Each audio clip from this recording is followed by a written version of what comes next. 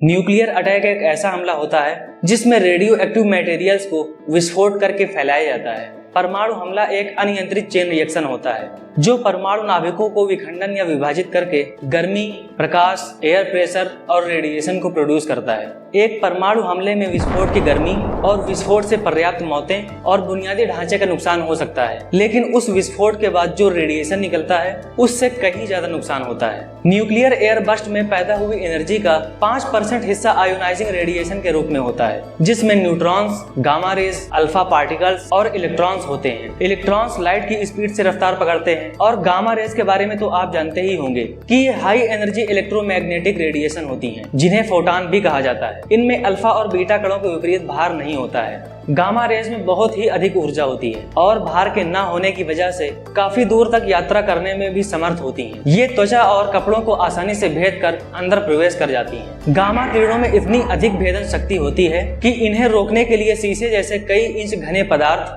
या कुछ feet concrete की भी जरूरत पड़ सकती है। ये किरणें पूरी तरह से हमारे शरीर के आर पार गुजर सकती हैं और अगर एक बार ये हमारे शरीर में गईं तो भारी नुकसान पहुंचा सकती हैं। यहाँ तक कि इनमें हमारे डीएनए को बदलने की भी ताकत होती है। एक्स रेज इन गामा रेज का बहुत ही छोटा रूप होता है। ये शुद्ध ऊर्जा के फोटॉन होते हैं। एक्स रेज और गामा रेज के मूल गुण समान होते हैं, लेकिन ये परमाणु के विभिन्न भागों से आते हैं, क्योंकि एक्स रेज नाभिक के बाहर की प्रोसेस से पैदा होती हैं और वहीं गामा रेज नाभिक के अंदर की रिएक्शन से। गामा रेज सिर्फ इंसानों पर ही नहीं बल्कि पूरे एनवायरनमेंट को नुकसान पहुंचाती हैं। दूसरी इलेक्ट्रोमैग्नेटिक वेव्स की तुलना में इनकी वेवलेंथ सबसे छोटी और फ्रीक्वेंसी सबसे हाईएस्ट होती है और हाई फ्रीक्वेंसी की ही वजह से ये सभी इलेक्ट्रोमैग्नेटिक तरंगों में सबसे अधिक एनर्जेटिक होती है। ये gamma rays radio active atoms और न्यूक्लियर एक्सप्लोजन से निकलती हैं। यहाँ तक कि हमारा सूरज भी इन गामा रेज को छोड़ता है और यूनिवर्स में जब कोई तारा कोलैप्स कर रहा होता है तब उसमें से भी बड़ी मात्रा में गामा रेज ही निकलती है। इन सब अंतरिक्ष की गामा रेज या रेडिएशन से तो हमारा एटमॉस्फेयर हमें बचा लेता है, लेकिन जो हम अपनी पृथ्वी के अंदर ही रेडिएशन निकाल रहे हैं उससे हमें कौन बचाएगा। डीएनए बदलाव के साथ साथ ये कैंसर की भी वजह बनती है, लेकिन आपको ये बात जानकर शायद हैरानी हो कि ये गामा रेज कैंसर के इलाज में भी काम आ सकती हैं। दुनिया के सभी पदार्थ परमाणुओं से मिलकर बने हैं। हर एक परमाणु में एक सेंट्रल पॉजिटिव न्यूक्लियर चार्ज होता है जिसमें न्यूट्रॉन और प्रोटॉन होते हैं और इलेक्ट्रॉन होते हैं। इलेक्ट्रॉन नेगेटिव चार्ज होते हैं और ये अपने नाभिक के चारों ओर बादलों के रूप में घूमते रहते हैं। नाभिक आमतौर पर इलेक्ट्रॉन से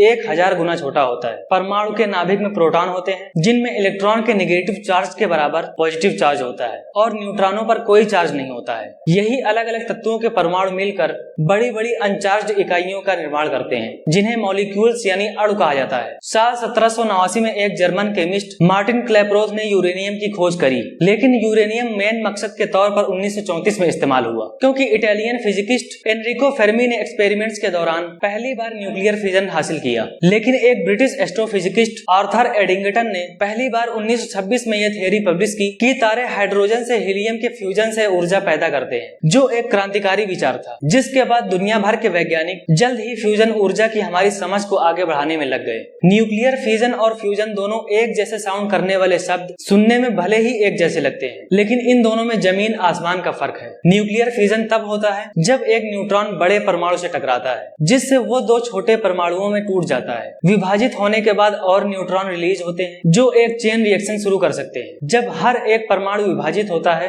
तो उसमें से जबरदस्त मात्रा में ऊर्जा निकलती है। वैसे फिजन रिएक्शन के लिए यूरेनियम और प्लूटोनियम का सबसे ज्यादा इस्तेमाल किया जाता है क्योंकि इन्हें शुरू करना और कंट्रोल करना आसान है। और वहीं फ्यूजन तब होता है जब दो छोटे परमाणु आपस में जुड़कर एक भारी परमाणु बनाते हैं। यानी किसी चीज को तोड़ने के बजाय न्यूक्लियर फ्यूजन तब होता है जब हल्के परमाणुओं को एक भारी परमाणु बनाने के लिए एक साथ जोड़ा जाता है। और इसका सबसे बड़ा एग्जाम्पल हाइड्रोजन है, जो न्यूक्लियर फ्यूजन का सबसे बड़ा घटक है, क्योंकि दो हाइड्रोजन परमाणु मिलकर एक हीलियम बनाते हैं जो हमारे सूर्य सहित ब्रह्मांड के हर तारे के सीनों में जल रहा है। हमारा सूरज अपने कोर में न्यूक्लियर फ्यूजन हासिल करता है जहां तापमान 27 मिलियन डिग्री फ़ारेनहाइट होता है और दबाव पृथ्वी के वायुमंडल का 100 बिलियन गुना ज्यादा। सूरज पर फ्यूजन की प्रक्रिया उसके अत्यधिक गुरुत्वाकर्षण बल और हाई टेम्परेचर की वजह से होती है, लेकिन हमारी पृथ्वी के पास हाइड्रोजन नाभिक को कंट्रोल करने के लिए इतना बड़ा गुरुत्वाकर्षण बल नहीं है। इसलिए पृथ्वी पर अच्छी मात्रा में फ्यूजन प्रतिक्रियाओं को हासिल करना इतना आसान नहीं है। न्यूक्लियर फ्यूजन की सबसे अच्छी बात यह है कि इसमें न्यूक्लियर फिजन जितना हार्मफुल वेस्ट पैदा नहीं होता है।